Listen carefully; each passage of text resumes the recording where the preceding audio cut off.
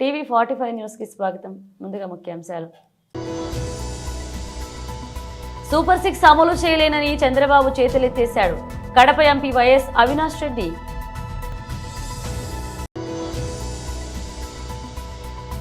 సంపద సృష్టించాలి, ఆదాయం పెంచాలి, సీఎం చంద్రబాబు.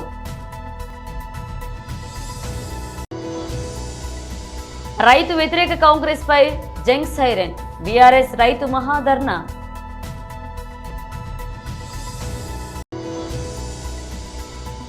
డాక్టర్ సోలంకి శ్రీనివాస్ మరియు కొప్పు భాష మీడియాతో మాట్లాడారు.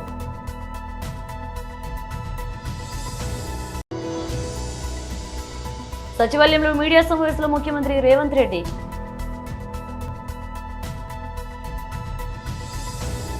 సూపర్ 6 అమలు చేయలేనని చంద్రబాబు చేతులెత్తేశాడు. ఎన్నికలు ఇచ్చిన ఏ హామీని తాను అమలు చేయలేనని చాలా క్లారిటీగా చంద్రబాబు చెప్పేశాడు. 2019లో వైఎస్ జగన్ అధికారంలోకి వచ్చినప్పుడు ఖజానాలో ఉన్నది 100 కోట్లే. అయినా పథకాల అమలులో సాకులు చెప్పలేదు వైఎస్ అవినాష్ రెడ్డి.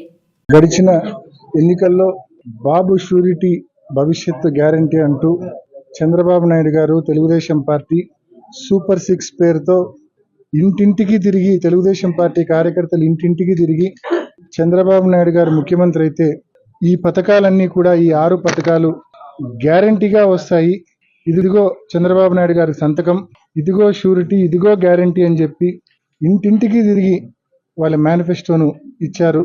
వారి పథకాలను చంద్రబాబు నాయుడు అధికారంలోకి వస్తే మరి 18 ఏళ్ళు దాటిన మహిళలకు ఏడాదికి 18,000 వస్తాయని చెప్పారు. ఎంతమంది పిల్లలు ఉంటే అంతమందికి అమ్మఒడి వస్తుందని చెప్పారు. ప్రతి రైతుకు ఏడాదికి 20,000 రూపాయలు ఇస్తామని చెప్పారు. ఇంకా ఎన్నో పథకాలు ఇచ్చారు. ఉచిత బస్సు కావచ్చు, గ్యాస్ కావచ్చు. మరి ఈరోజు బాబు షూరిటీ భవిష్యత్తు గ్యారంటీ పైన చంద్రబాబు నాయుడు గారు నిన్న బాబు గారి క్లారిటీ ఇచ్చారు.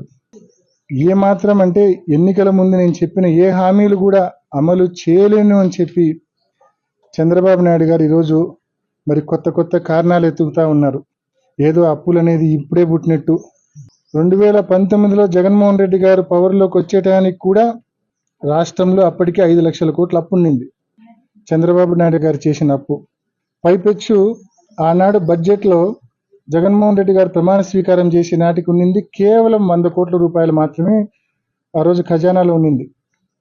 మరి ఆ పరిస్థితుల్లో పవర్లోకి వచ్చిన జగన్మోహన్ రెడ్డి గారు 5 సంవత్సరాల్లో మధ్యలో 2 సంవత్సరాలు కోవిడ్తో రాష్ట్ర ప్రభుత్వానికి రాబడి రాకపోయినా, ఎన్ని ఇబ్బందులున్నా ఇచ్చిన ప్రతి వాగ్దానాన్ని అమలు చేసినారు.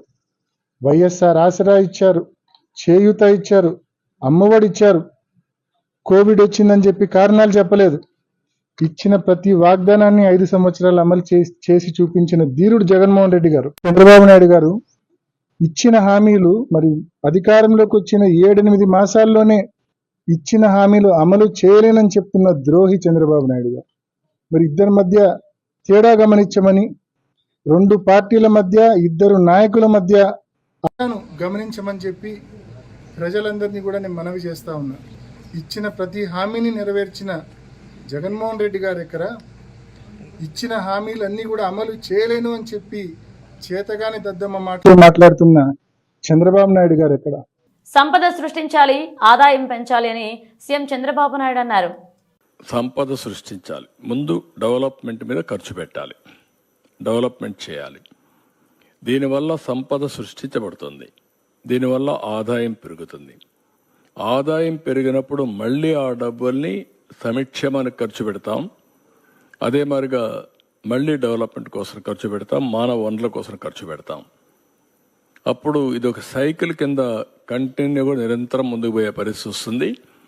అందుకనే ఇక టోటల్ ఎక్స్పెండిచర్లో డెవలప్మెంట్ ఎక్స్పెండిచర్ ఏ విధంగా పెడుతున్నాం, టోటల్ క్యాపిటల్ అవుట్లే అంటే క్యాపిటల్ అవుట్లే ఏదైతే జిఎస్టిపి మన రాష్ట్ర స్థూల ఆదాయం ఎంత ఉందో దానిపైన ఎంత పెట్టారు, revenue mobilisation, state own resources revenues, మన ఆదాయం జిఎస్టిపిలో మనకు వచ్చిన ఆదాయం ఎంత వస్తూ ఉంది, state own revenue total expenditure ఎంత ఎక్స్పెండిచర్ పెడుతున్నాం, ఎంత రెవెన్యూ మనం కాంట్రిబ్యూట్ చేస్తున్నాం, అప్పులు చేసి కాదు.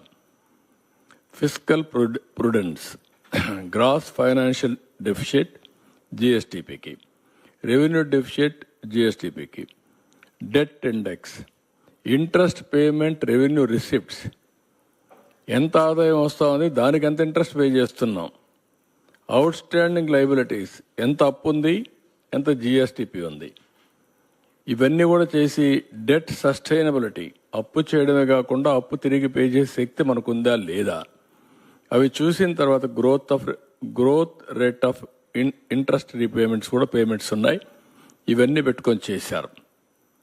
ఇది GSTP at current prices for the year 2022-23 తయారు చేసిన రిపోర్ట్. నెక్స్ట్, ఇది వీళ్ళు ఇచ్చిన రిపోర్ట్. ఈ రిపోర్ట్లో మీరు చూస్తే ఫిజికల్ హెల్త్ ఇండెక్స్ ఒరిస్సా 67.8 ఉంటే మనం 20.9, 3 రెట్లు మనకంటే 3.5 రెట్లు పైనున్నారు.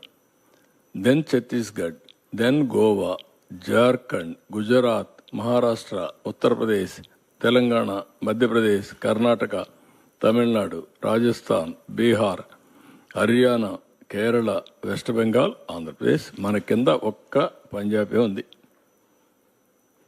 బీమార్ స్టేట్ అని చెప్పుకున్నాడు మన వరకు బీహార్ని, ఆ స్టేట్ కూడా పైన ఉంది. ఇప్పుడు మనం కిందకు వచ్చేసాం. అంటే ఇప్పుడు ఇక్కడ చూస్తే డెట్ సస్టైనబిలిటీ 0, అప్పు తీసుకొని రీపే చేసే శక్తి లేదు. అందుకే ఎవరన్నా డబ్బులు ఇవ్వాలని ఇచ్చే పరిస్థితులు లేరు మనకు. అందుకే ఎఫ్ఆర్బిఎం కూడా లేదు. అంటే ఇంత దారుణంగా చేసి మళ్ళా ఫర్దర్గా ఇది 2022-23 అయితే మళ్ళా అప్పులు చేసేసారు. అందుకే ఎంఆర్ఓ ఆఫీసులు కూడా తాకట్టు పెట్టారు. ఎంఆర్ఓ ఆఫీసులు లేదంటే గవర్నమెంట్వి లిక్కర్ తాకట్టు పెట్టడం, ఎక్కడ దొరికితే అక్కడ తాకట్లు పెట్టి ఇష్టానుసారంగా చేసేసారు. ఇది క్లియర్గా నేను చెప్పింది కాదు, ఇది నీతి ఆయోగ్ చేసిన ఎక్సర్సైజ్, ఒక రాష్ట్రాని కోసం చేసిన పని కాదు. దేశ ఆర్థిక పరిస్థితిని అధ్యయనం చేసి రాబోయే రోజుల్లో దీన్ని ఏ విధంగా ముందుకు తీసుకుపోవాలో ఒక సజెస్టివ్గా అడ్వైజరీ బాడీ అయినటువంటి నీతి ఆయోగ్ తయారు చేసిన రిపోర్ట్ ఇది.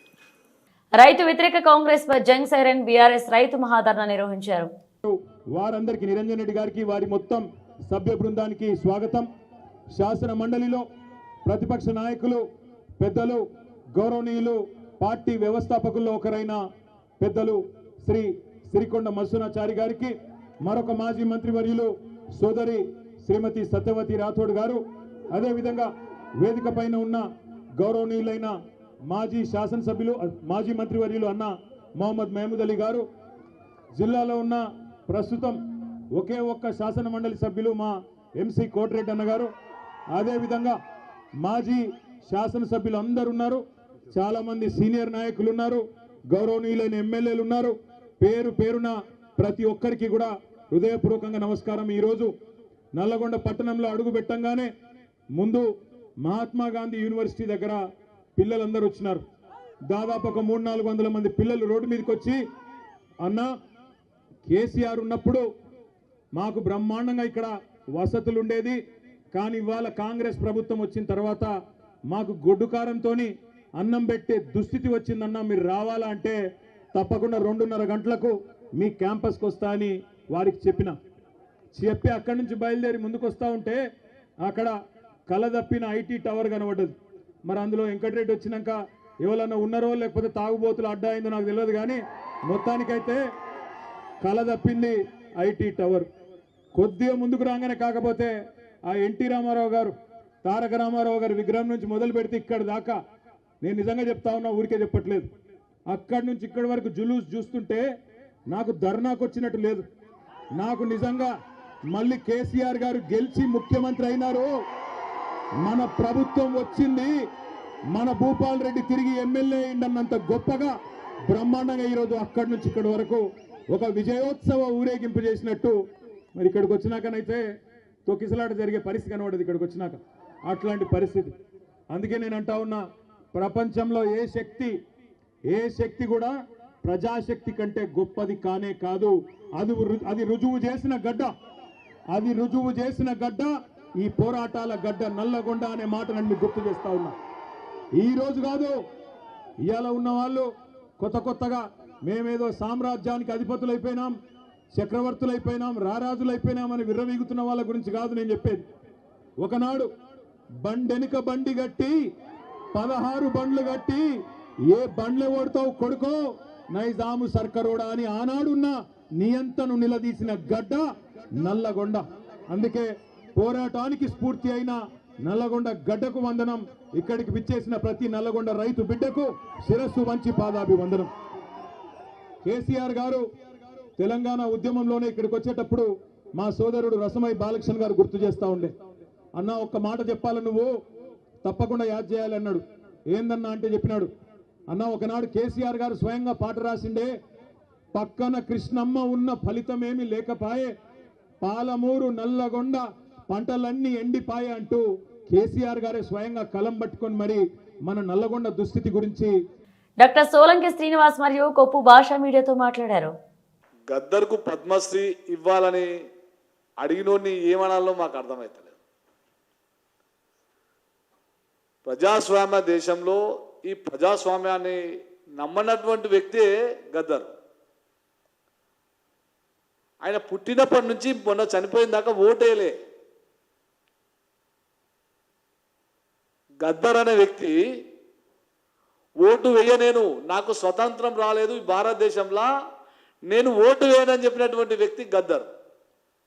మరి ఇంతకన్నా ఇంకా పెద్ద విషయం ఏముందో మాకు అర్థమవుతలేదు.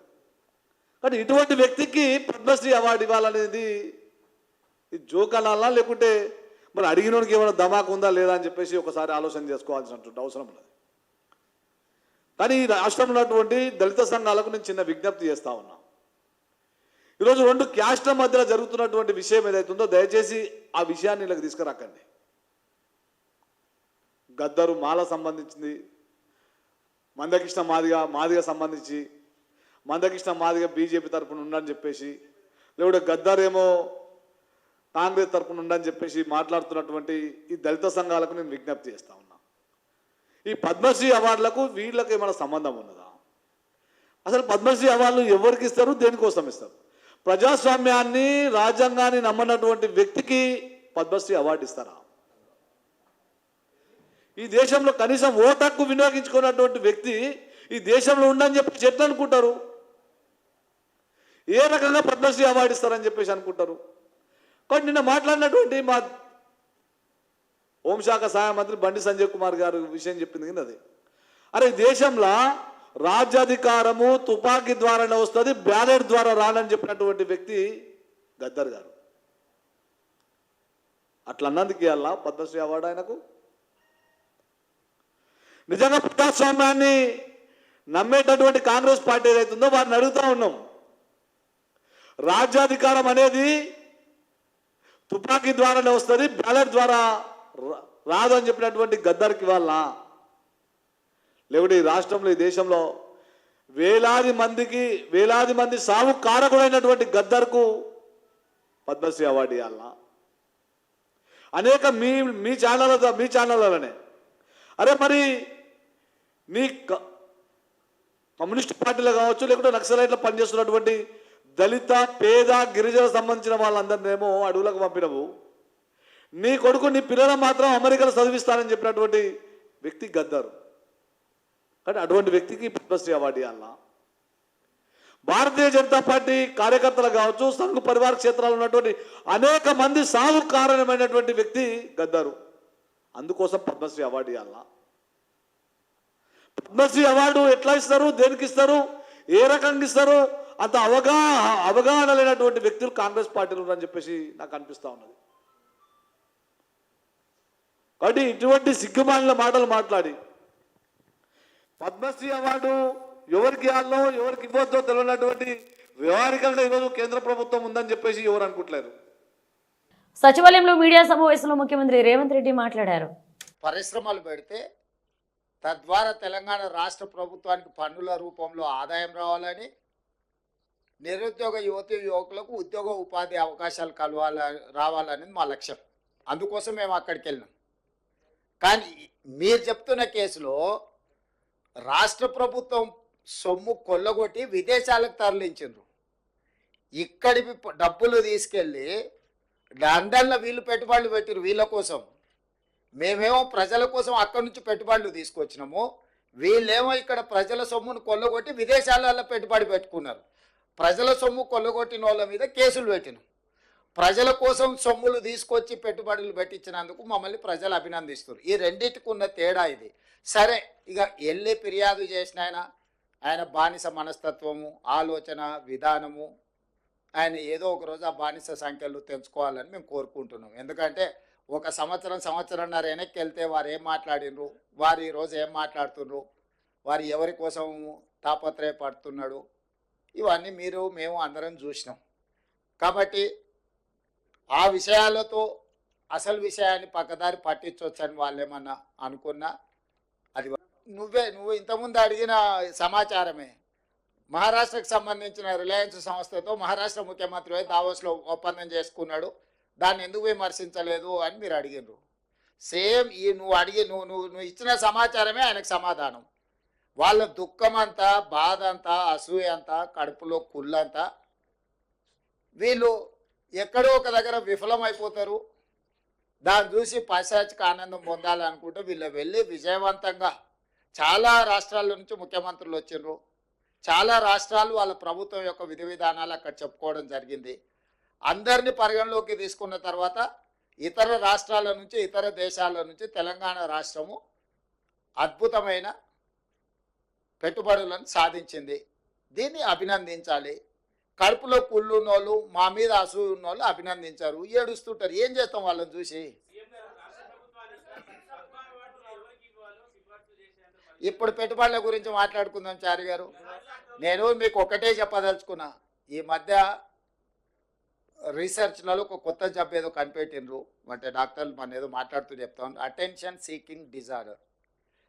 అంటే ఎక్కడికైనా పెళ్ళికి వెళ్తే పెళ్లి పిల్లగాని మీదనే ఎక్కువ అటెన్షన్ ఉందనుకో, ఆ పోయినో నేనే పెళ్లి పిల్లగాని అయితే బాగుండని, ఎక్కడైనా సావుకు పోయిండు, గొప్ప శవయాత్ర జరుగుతుంది అనుకో, అటే ఈ శవయాత్ర గొప్ప జరుగుతుంది, నేను శవాన్ని అయితే ఇంకా బాగుంటుండని. అంటే వాళ్ళకి ఎంతసేపు ఉన్న అటెన్షన్ అంతా వాళ్ళ మీదనే ఉండాలని ఒక పిచ్చి ఉంటుంది. ఆ పిచ్చితోని పెళ్లి పోతే పెళ్లి పిల్లగాడు కావాలని, సావుపోతే శవం కావాలని ఇట్లాంటి కోరికలతో కొంతమంది ఉంటారు. నేను చెప్పేదాన్ని పెట్టుబడుల గురించి. ఈ పెట్టుబడులు ప్రభుత్వము విధి విధానాలు మేము వెళ్ళి ఆకర్షించి పెట్టుబడులు తేవడంతో, అరే వాళ్ళు ఎట్లా ఆకర్షిస్తారు, నేను పోయినప్పుడు ఎవరు రాలేదేంది, ఇప్పుడు వీళ్ళు పోగానే ఇంతమంది వస్తున్నాయింది, ఇన్ని పెట్టుబడులు వస్తున్నాయిందని ఈ అటెన్షన్ సీకింగ్ డిజార్డర్ అనే జబ్బుతోని ఒక ఆయన బాధపడుతుండు, ఇంకొక ఆయన ఆయనకు మద్దతు ఇస్తుండు. ఇక ఆ సమయం అది మీరంతా ఏం చేస్తారు? అందుకే మీకు చెప్తున్నా జబ్బు ఉందని. ప్రముఖ ఈ కామర్స్ సంస్థ అమెజాన్ ను ఆ సంస్థ ఉద్యోగులే మోసం చేశారు. వినియోగదారులకు సరుకులను అందించే క్రమంలో నకిలీ బిల్లులు సృష్టించి 102 కోట్లను కాజేశారు. ప్యాకేజీపై పేర్కొన్న చిరునామాతో వినియోగదారులు లేడు అని చెబుతూ రవాణా ఛార్జీ క్లెయిమ్ చేసుకున్నారు. హైదరాబాద్ ఆఫీస్ కేంద్రంగా జరిగిన ఈ మోసంలో సంస్థ సిబ్బందితో పాటుగా గతంలో పనిచేసి మానేసిన వారి ప్రమేయం కూడా ఉంది అని అమెజాన్ ప్రతినిధి జిఎస్ అర్జున్ కుమార్ ఆరోపించారు. అమెరికాలో సరుకులు సరఫరా చేసే వారితో కలిసి ఈ మోసానికి పాల్పడ్డారన్నారు. ఈ మేరకు సైబర్ సెక్యూరిటీ బ్యూరోకు ఫిర్యాదు చేయగా అధికారులు మొత్తం 22 మందిపై కేసు నమోదు చేసి దర్యాప్తు ప్రారంభించారు. హైదరాబాద్ లో అమెజాన్ రిలే ఆపరేషన్ సెంటర్ ఉంది. ప్రపంచంలో ఎక్కడా ఏ వస్తువును డెలివరీ చేస్తున్నది ఈ సెంటర్ నుంచి పర్యవేక్షిస్తారు. గౌడా నుంచి బయటికి వెళ్ళినప్పటి నుంచి ప్యాకేజీ కస్టమర్లకు చేరే వరకు సంస్థ కదలికలను జిఎస్ ఆధారంగా పర్యవేక్షిస్తుంటారు. డెలివరీ వ్యవహారాన్ని థర్డ్ పార్టీకి కాంట్రాక్ట్ ఇస్తారు. సంస్థ గౌడా నుంచి కస్టమర్ చిరునామా వరకు దూరాన్ని బట్టి రవాణా ఖర్చును అమెజాన్ చెల్లిస్తుంది. ఒకవేళ కస్టమర్ ఆ సమయంలో చిరునామాతో లేకుంటే ప్యాకేజీ డెలివరీ చేయకపోయినా రవాణా ఖర్చు చెల్లించాల్సింది. ఇందులో లొసిగును పసిగట్టిన మాజీ సిబ్బంది కొంతమంది మోసానికి తెరలేపారు. ప్రస్తుతం రిలే సెంటర్లో పనిచేస్తున్న వారితో పాటు అమెరికాలోని సిబ్బందితో కలిసి నకిలీ ట్రిప్లను నమోదు చేసి బిల్లులను దండుకున్నారు. ఇది మోసం. వస్తువును డెలివరీ చేయడానికి వెళ్లిన సమయంలో ఆ చిరునామాలో కస్టమర్ లేకపోతే ఆ విషయాన్ని అమెజాన్ సిబ్బంది సంస్థ యాప్లో నమోదు చేయాలి. దీనిని రిలే సెంటర్ సిబ్బంది నిర్ధారిస్తారు. డెలివరీ కోసం ఎంత దూరం ప్రయాణించారనేది లెక్కగట్టి దీనికి అయిన ఖర్చును డెలివరీ సంస్థలకు అమెజాన్ చెల్లిస్తుంది. అమెరికాలో వస్తువుల డెలివరీకి వెళ్ళినట్లుగా రికార్డ్ చేసి చిరునామాలో కస్టమర్ లేడని చెబుతూ రవాణా ఖర్చులను వసూలు చేశారు. Global star Ram Charan Uppena fame Buchibabu Sana కాంబినేషన్లో RC-16 అనే వర్కింగ్ టైటిల్తో మూవీ తెరకెక్కుతున్న విషయం తెలిసింది. ఇప్పటికే చిత్రీకరణ ప్రారంభమైన ఈ సినిమా కొత్త షెడ్యూల్ రేపటి నుంచి హైదరాబాద్లో జరగనుంది. రాత్రి వేళ సాగే ఈ షెడ్యూల్లో హీరో రామ్ చరణ్తో పాటుగా ప్రధాన తారాగణంపై కీలక సన్నివేశాలు చిత్రీకరిస్తున్నట్లుగా తెలుస్తోంది. దీనికోసం ప్రత్యేకంగా ఓ సెట్ను నిర్మించినట్లుగా సమాచారం. ఉత్తరాంధ్ర నేపథ్యంలో ఓ ఆటతో ముడిపడి ఉన్న భావోద్వేగపూరిత కథాంశంతో ఈ చిత్రం రూపుదిద్దుకున్నట్లుగా తెలుస్తుంది. ఈ మూవీకి పెద్ది అనే టైటిల్ పరిశీలనలో ఉందని టాక్. చెర్రీ సరసన కథానాయికగా బాలీవుడ్ ముద్దుగుమ్మ జాన్వీ కపూర్ నటిస్తోంది. ఇతర కీలక పాత్రలో కన్నడ స్టార్ శివరాజ్ కుమార్, జగపతి బాబు, దివ్యేందు తదితరులు నటిస్తున్నారు. మైత్రి మూవీ మేకర్స్ సుకుమార్ రైటింగ్ సంస్థలతో కలిసి సతీష్ కిలారు నిర్మిస్తున్న ఈ చిత్రాన్ని AR రెహమాన్ బాణీలో అందిస్తున్నారు. ఫిబ్రవరి నెల 1వ తారీఖున ఆంధ్రప్రదేశ్ ముఖ్యమంత్రి నారా చంద్రబాబు నాయుడు తూర్పుగోదావరి జిల్లా కొవ్వూరు మండలం దొమ్మేరు గ్రామంలో పర్యటించనున్నారు. ముఖ్యమంత్రి పర్యటన పురస్కరించుకుని కొవ్వూరు మండలం దొమ్మేరు గ్రామంలో అధికారుల ఏర్పాట్లను పరిశీలించారు. కొవ్వూరు ఎమ్మెల్యే ముప్పిడి వెంకటేశ్వరరావు, జిల్లా కలెక్టర్ పి ప్రశాంతి, జిల్లా SP D Narasimhakishore, Kovvur RDO తదితరులు ముఖ్యమంత్రి పర్యటించే ప్రాంతాలను పరిశీలించారు. సభ ఏర్పాట్లను పర్యవేక్షించారు. ఫిబ్రవరి 1వ తారీఖున దొమ్మేరు గ్రామంలో స్వయంగా ముఖ్యమంత్రి చంద్రబాబు నాయుడు లబ్ధిదారులకు పెన్షన్ అందజేయనున్నారు. అనంతరం దొమ్మేరు గ్రామంలో ముఖ్యమంత్రి రచ్చబండ కార్యక్రమంలో పాల్గొనున్నారు. నమస్కారం. గౌరవ ముఖ్యమంత్రి గారు NDA కూటమి అధికారంలోకి వచ్చిన తర్వాత ముఖ్యమంత్రి గారు కానీ ఉప ముఖ్యమంత్రి గారు కానీ ప్రతి నెల కూడా ఏదో ఒక నియోజకవర్గంలో పెట్టుకుని ఏదైతే గతంలో ఇచ్చినటువంటి పెన్షన్ విధానం ఏదైతే ఉందో దానిని ఇవాళ 4,000 రూపాయలు భారతదేశంలోనే ఇంతవరకు ఏ రాష్ట్రంలో కూడా ఇవ్వనంత అమౌంట్ని వయోవృద్ధులకు 4,000 రూపాయలు, వికలాంగులకు 6,000 రూపాయలు, అదేవిధంగా డయాలసిస్ ఉన్నటువంటి పేషెంట్స్ ఎవరైతే ఉన్నారో వాళ్ళకి 10,000 రూపాయలు, పూర్తిగా బెడ్ రైడ్ ఉన్నటువంటి పర్సన్స్ ఎవరైతే ఉన్నారో వాళ్ళకి 15,000 రూపాయలు, ఏదైతే వాళ్ళ పెన్షన్స్ ప్రతి నెల కూడా ఇస్తూ ఉన్నామో దానిని గౌరవ ముఖ్యమంత్రి గారు స్వయంగా వారి చేతుల మీద ఒక నియోజకవర్గానికి వెళ్ళి 1వ తారీఖుని ఇస్తున్నటువంటి ప్రోగ్రామ్స్లో భాగంగా 1వ తారీఖుని ఊరు నియోజకవర్గానికి ముఖ్యమంత్రి గారు రావడం అటువంటి ప్రోగ్రాం ఖరారైంది. అది ఉదయం 10 గంటల నుంచి 1 గంట వరకు కూడా ఈ ప్రోగ్రాం ఉంటుంది. ఆ రోజు డైరెక్ట్గా ఊరు చివరినటువంటి కొత్తగా నిర్మించినటువంటి కాలనీ ఏదైతే ఉందో దాని పక్కనే హెలిప్యాడ్ అనేటువంటిది నిర్మాణం చేసి అక్కడి నుంచి హెలిప్యాడ్ దిగిన తర్వాత హెలికాప్టర్లో వచ్చిన తర్వాత బై రోడ్డు కార్ల మీద బాబు గారు స్వయంగా ఇక్కడ ఉన్నటువంటి ఏదైతే SC/BC ఏరియా అయితే ఉందో SC/BC ఏరియాలో కొద్దిమందికి బాబు గారి చేతుల మీదుగా పెన్షన్ అటువంటి దాన్ని ఇవ్వడం జరుగుతుంది. అది అయిన తర్వాత తిరిగి మన సచివాలయం దగ్గరలో ఉన్నటువంటి సుబ్రహ్మణ్య స్వామి గుడి పక్కన ఉన్నటువంటి చెట్టు దగ్గర రచ్చబండ ప్రోగ్రాం దాన్ని నిర్వహిస్తూ ఈ గ్రామంలో ఉన్నటువంటి ప్రజలందరితో కానీ చుట్టుపక్కల గ్రామంలో ప్రజలందరితో కానీ ఈ యొక్క గ్రామీణ ప్రాంతాల్లో గత 5 సంవత్సరాల నుంచి వాడు ఎదుర్కొన్న ఇబ్బందుల గురించి కానీ సమస్యల గురించి కానీ డైరెక్ట్గా బాబు గారితో ముఖాముఖి కార్యక్రమం రచ్చబండ ప్రోగ్రాం ద్వారా ఉంటుంది.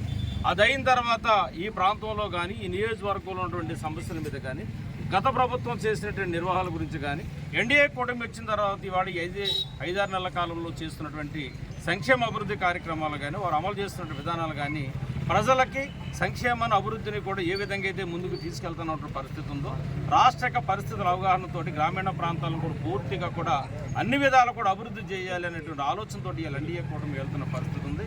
కాబట్టి ఆ విధంగా రచ్చబండలోనూ మొత్తం ఈ గ్రామంలో కానీ చుట్టుపక్కల ప్రాంతాల్లో వచ్చిన ప్రజల యొక్క సమస్యలు ఇబ్బందులు అన్నీ కూడా తెలుసుకుని స్వయంగా బాబు గారు ముఖాముఖి కార్యక్రమాన్ని కూడా పెట్టి స్వయంగా వారితోటి సమ్మేళనమయ్యి మిళాకృతమయ్యేటువంటి కార్యక్రమాన్ని 1వ తారీఖుని గౌరవ ముఖ్యమంత్రి గారు చేస్తున్నారు. అందులో భాగంగా ఈరోజు కలెక్టర్ గారు కానీ SP గారు కానీ మన RDO గారు కానీ సంబంధిత అన్ని డిపార్ట్మెంట్కి సంబంధించిన అధికారులు కూడా వచ్చి పర్యవేక్షణ భాగంగా ఈరోజు వచ్చి అన్ని కూడా హెలిప్యాడ్ కానీ రచ్చబండ కార్యక్రమాన్ని వాళ్ళు మళ్ళీ 3 గంటలకి మరలా ఇప్పుడు జిల్లా అధికారులతో కానీ ఈ డివిజన్ అధికారులతో కానీ మళ్ళీ కలెక్టరేట్లో మీటింగ్ ఉంది.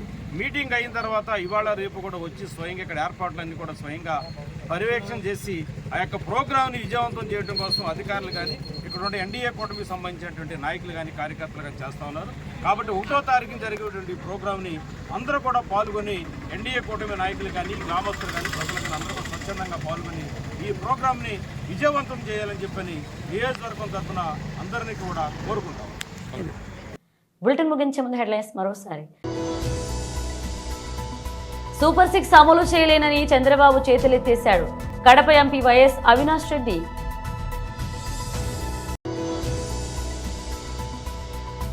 సంపద సృష్టించాలి, ఆదాయం పెంచాలి. సీఎం చంద్రబాబు.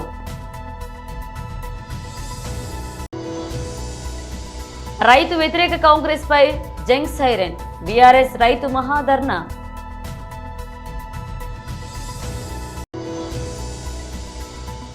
డాక్టర్ సోలంకి శ్రీనివాస్ మరియు కొప్పు భాష మీడియాతో మాట్లాడారు.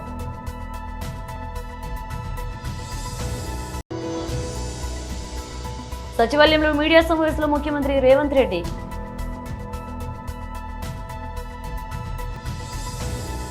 ఇవి బులెటిన్ అప్డేట్స్. మరణ మళ్ళీ కలుద్దాం.